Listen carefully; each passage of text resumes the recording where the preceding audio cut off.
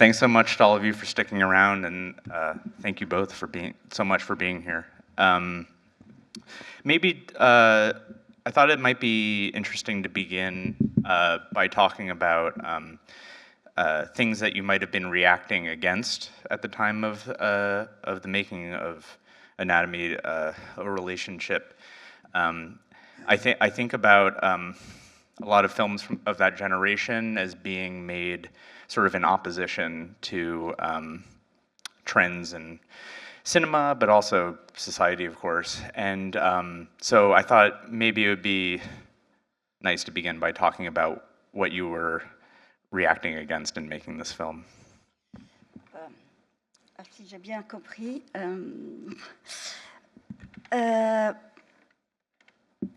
attends, exact, ouais. À l'encontre de quoi est-ce que vous avez fait ce film? Il y a beaucoup de films à ce moment-là qui sont faits pour réagir à des... Ouais. C'était au moment du Women's Lib. In 1960, it was made 5 years after. Ah oui. Bon, oui. It would be better. Donc c'était à la suite du Women's Lib et de la petite révolution de mai 68, et tout a commencé à changer en France, notamment l'attitude des femmes à l'égard des hommes. C'était moins macho qu'avant, et ça a créé une petite révolution et des conflits dans les couples. Ça c'est son point de vue. On était venu présenter le film il y a 48 ans au MoMA, et je me souviens que ça avait pas mal marché, il y avait beaucoup de monde, et ça traduisait l'ambiance qu'il y avait alors avec le public américain. Je traduis ça et je vous laisse. So the film was made following or in the wake of the women's liberation movement and the Little Revolution of '68, when everything changed, especially in regard to women's attitude to men, accepting less macho attitudes, and this was creating certain conflicts in relationships. And this film was presented 48 years ago at MoMA, and it was very well received. There was lots of people in the audience, which I think was a tribute to the atmosphere at the time. Ce que je peux ajouter, c'est il y avait, on était au moment, la projection a été vraiment très très chaudement accueillie. Mais je pense il y avait un terrain qui était préparé par Woody Allen avec le film Manhattan, et qui déjà annonçait peut-être ces problématiques, des problématiques de relations qui s'établissaient dans les couples. Ce qui peut être dans le cinéma avoir précédé, je ne vois pas, moi je ne suis pas très cinéphile, donc je ne vois pas tellement de traces qui ont précédé notre film, mais je sais comment, par quel biais je suis arrivée à ce film moi-même.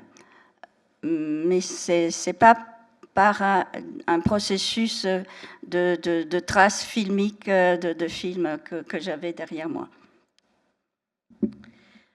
Yes, if I can add anything about the MoMA screening, is that the reception was very warm, and I took it at the time to be that the terrain had been laid out for us maybe by Woody Allen's Manhattan, which already was introducing some of these relational problematics, and the audience was prepared and ready for it. Regarding the sort of cinema history or what preceded this film, I can't say that I know exactly where this film would come from in terms of cinema history. I know what brought me to it myself as a maker, but less in terms of cinema history. Yeah, I in my introduction earlier, I completely forgot to mention that this film was in New Directors' New Films that year. So that's the MoMA screening they're referring to. Maybe this is something which is addressed in the film, but I'd be really interested to hear what your memories are of writing the film, because I believe you did it in 3 days, like in a hotel, right? And in some ways, it sounds like almost a rehearsal for the film. But like, could you tell us a bit about how the process played out? Vous pouvez nous parler de l'écriture du film que vous avez écrit en 3 jours? Est-ce que l'écriture était comme une répétition? Je continue? Oui, oui. Tu peux? Ok. You may. C'est vrai, le film a été construit sur 3 jours, pratiquement enfermé dans un hôtel, et loin de Paris. Et c'était du question-réponse, c'était du tac au tac. Or, et on s'est dit, et ça, je crois que dans le film, peut-être vous avez perçu, qu'il y aurait des plans tournés par l'un et des plans tournés par l'autre, sans même forcément la présence de l'autre. Enfin, donc, on sentait la nécessité d'avoir le point de vue seul de l'homme et la position, le ressenti de la femme seule, en dehors de ce débat et cette confrontation qu'on avait déjà établie pendant les 3 jours.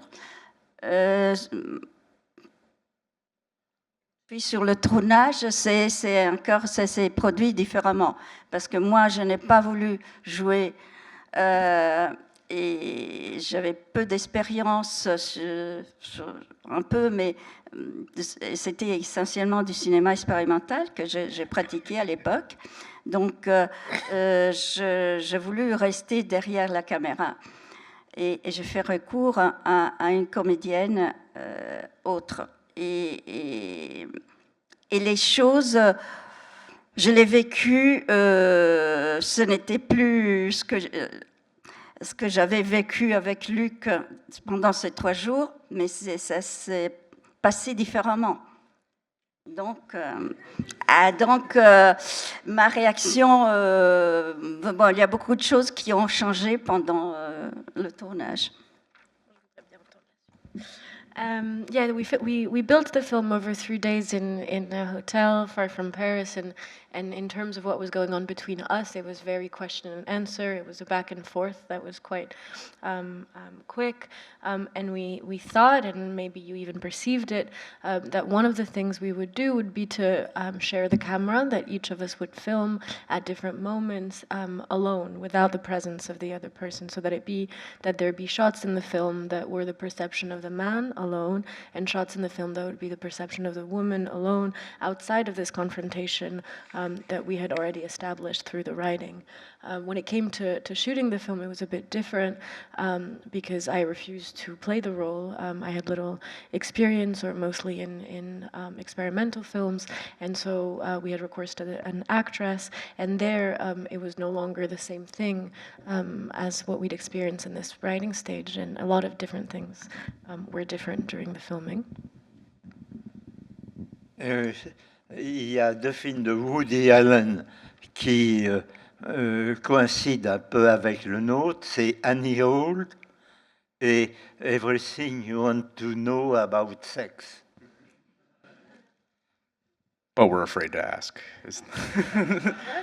That's the other part of the title. Right, yeah, the two films of Woody Allen's that coincide with this film. Yeah, I mean, yeah, Antonietta, you were pointing to something which also interested me, which is the, considering the subject matter of the film and this dimension of sort of looking at yourselves and in the film, like you don't act in the film, but I'm sure you see yourself in it a lot. And Luke, you are in it. And this is like a point in your career where I think you started to appear in your films more often. And I was wondering if you could kind of tell us, like, do you remember how you thought about this at the time, like about moving towards this more, I don't know, it brings to mind like Jerry Lewis and other people whose work I know is important to you. So could you tell us a little bit about this? Moment où vous êtes passé devant la caméra, ou commencé à se regarder soi-même, il y a Jerry Lewis et d'autres influences qui sont importantes pour vous.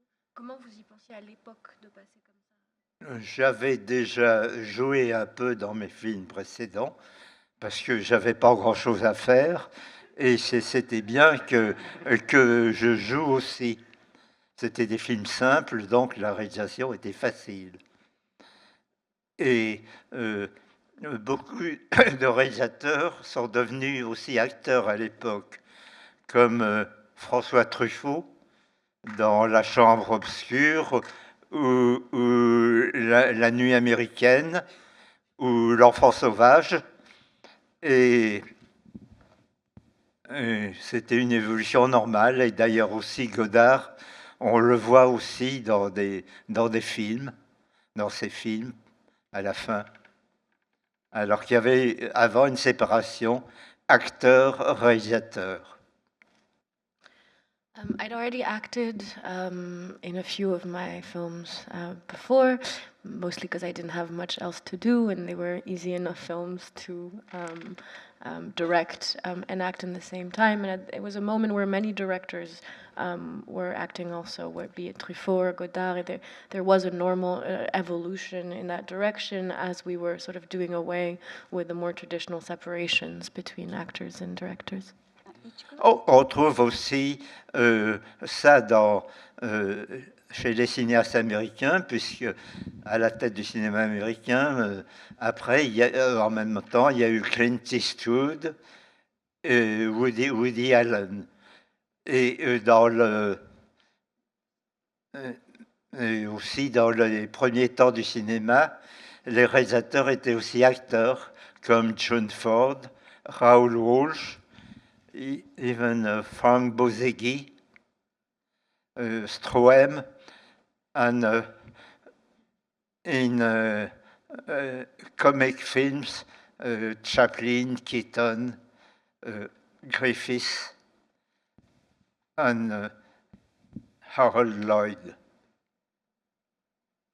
And that's true, of course, also in America, where whether it be Clint Eastwood or Woody Allen at the time, this separation between the director and the actor was going away. And in that moment, it felt like an evolution, but really it was a return to the beginnings of cinema with everybody that was cited, from Raoul Walsh to Chaplin to Keaton to Griffith to Harold Lloyd. So in comedies in particular, there's kind of this return to this. In France, there was also Maurice Pialat, who acted in his films, and many others. Well, Moretti too. yes, yeah. One thing that stands out to me in thinking about this film relative to your other films is I think this is you'll have to correct me if I'm wrong. I think it's the first one that you shot with synchronous sound. And in some of your other films, you've used kind of how to put it, like these kind of like some ideas that are maybe inherited from like American B movies about how to do a film, how to make a film essentially, and to use something that people might do out of convenience, like dubbing, and use it for profound artistic effect, as people who see Una von Scher to Billy the Kid tomorrow will see. Could you tell us a little bit about working with Sync Sound on this film as a change in your practice?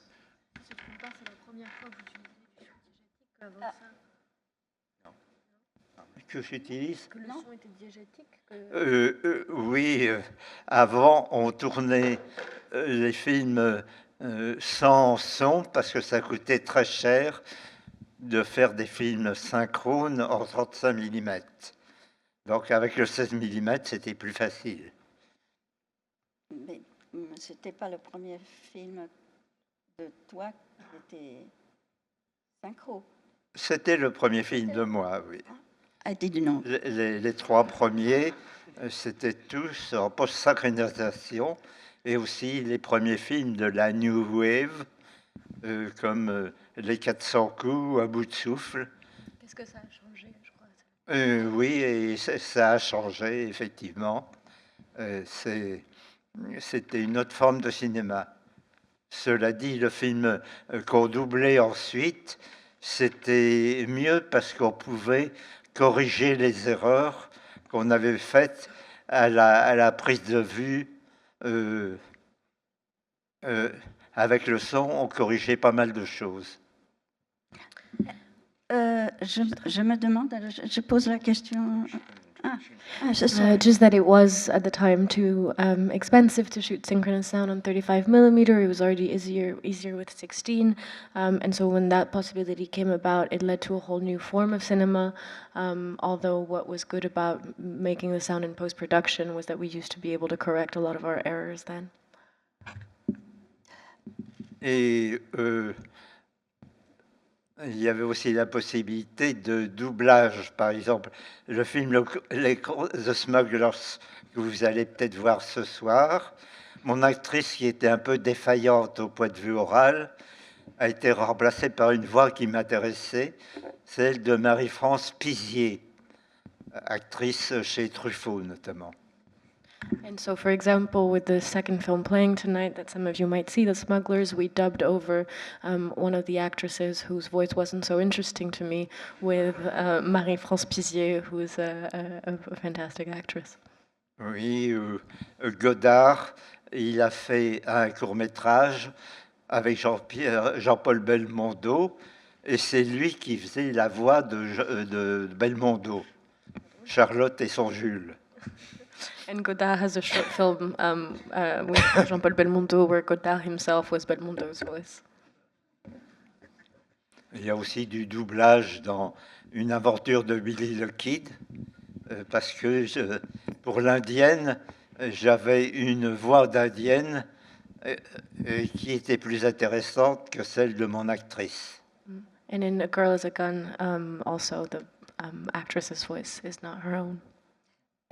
Oui, je pose la question, Luc Moulet. Mais en étant en direct, est-ce que l'improvisation se manifeste plus? What does synchronous sound do to the possibility for improvisation? Effectively, improvisation is more present. Et c'est ce qui s'est passé aussi pas mal sur Anatomie. J'ai volontairement, moi j'ai travaillé à l'époque, je travaillais beaucoup en théâtre et en théâtre de recherche, et j'avais l'habitude à travailler à partir d'improvisation. Donc j'ai voulu laisser à mon interprète la liberté d'improviser. Et ce qui, voilà, je ne savais pas que c'était la première fois que lui travaillait en son direct, mais ce qui probablement a été plus faisable du fait qu'on était en son direct. Voilà. Which was also the case with Anatomy of a Relationship, where I, coming from a theater background and a lot of research theater, wanted to give the actress the freedom to improvise, which we did. I didn't realize at the time that it was his first synchronous sound film, and of course that wouldn't have been feasible without it.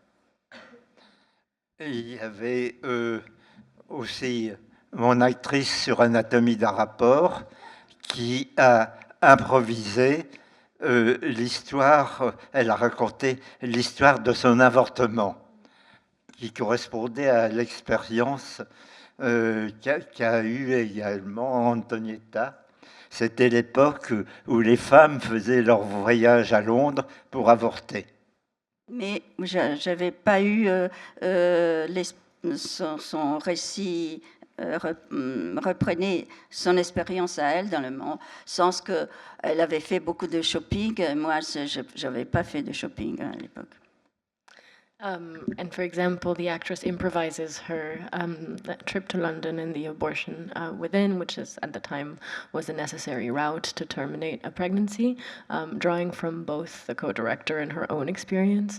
Antonietta says, I went to London, but I did not shop, she did. Oui, effectivement, elle a raconté son histoire et l'avortement, c'était simplement un passage qui était assez agréable, pas douloureux. Et elle a raconté surtout son voyage. C'était en train pour aller à Londres en voiture. Il y avait un camion de femmes qui venaient se faire avorter à Londres. Ça, c'était l'expérience de l'époque en France, que c'était à Londres ou à Amsterdam où on allait avorter. Yes, that the travel routes were either to London or to Amsterdam, having no train then, but having to take the bus. Let's take a question or two from the audience, because they're here too, and then yeah, we'll see what happens. So if you have a question, please raise your hand and we'll bring you a microphone. Okay, and we'll start right there.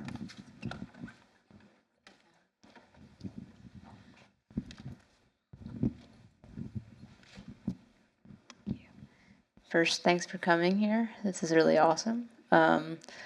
I'm wondering, having, or what your experience is like, or your perspective is of this movie, watching it now, now that your relationship has matured and your relationship with cinema has matured.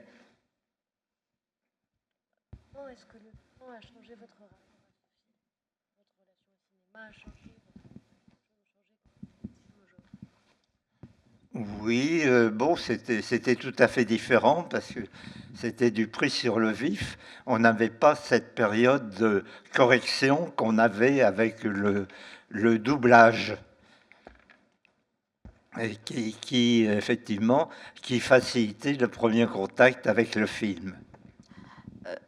Je pense que la question peut-être aussi ouvrait sur qu'est-ce qui a changé dans notre rapport, le fait de voir ce film. En tout cas, pour moi,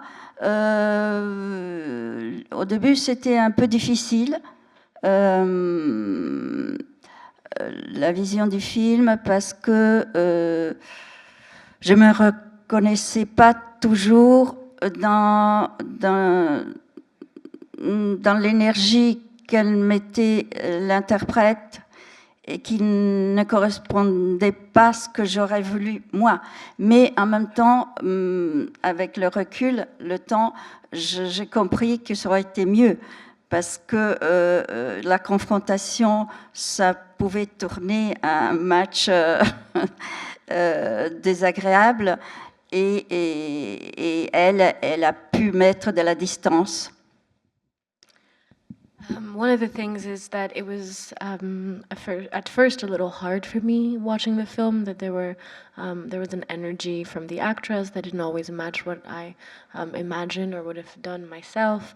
But in retrospective, I realized that she brought some kind of distance that would have been necessary, because had it been just the two of us in confrontation, it might have turned very sour. Je dois dire que après le tournage du film, il y a eu un certain désaccord entre Antonietta et moi, parce que je l'avais présenté à un festival de la comédie, alors que pour elle, c'était assez dramatique, le sujet. Et puis, je l'ai présenté aussi à un festival du film sexy,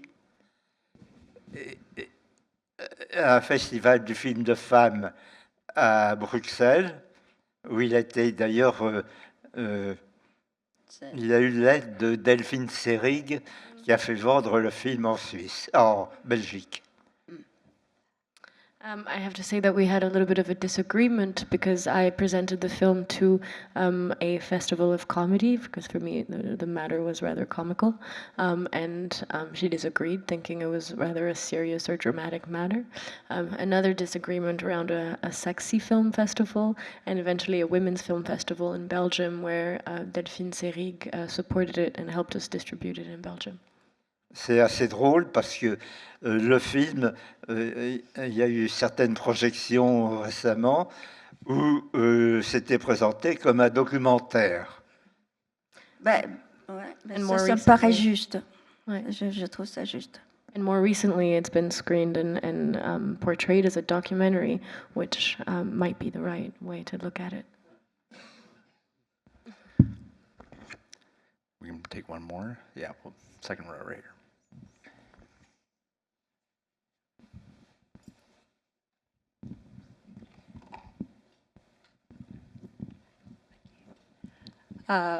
Merci beaucoup pour le bon film. So I have a question. I also have a very cheeky request, which is that I'm here today because it's my boyfriend's birthday, who is also called Luke. So I was hoping you could wish him a happy birthday before he dies of embarrassment.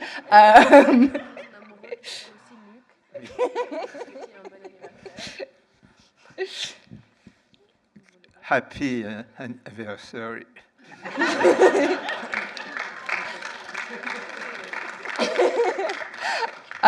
And my question is, I thought it was really interesting in the film, the conversations that are being had, and how there's still some of them conversations that we're having today. So I was curious what your thoughts are on how you think that these kind of conversations have or haven't changed.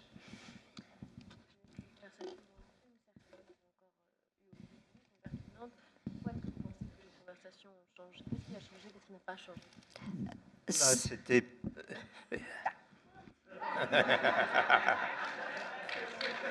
D'ici, ça a changé. Dernièrement, nous avons eu beaucoup de débats avec ce film.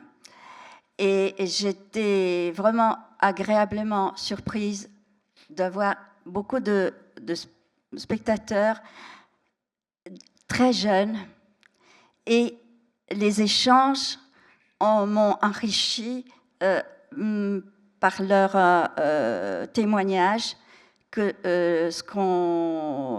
avec ce film, les échanges entre couples existent toujours, et ça leur paraît toujours valable,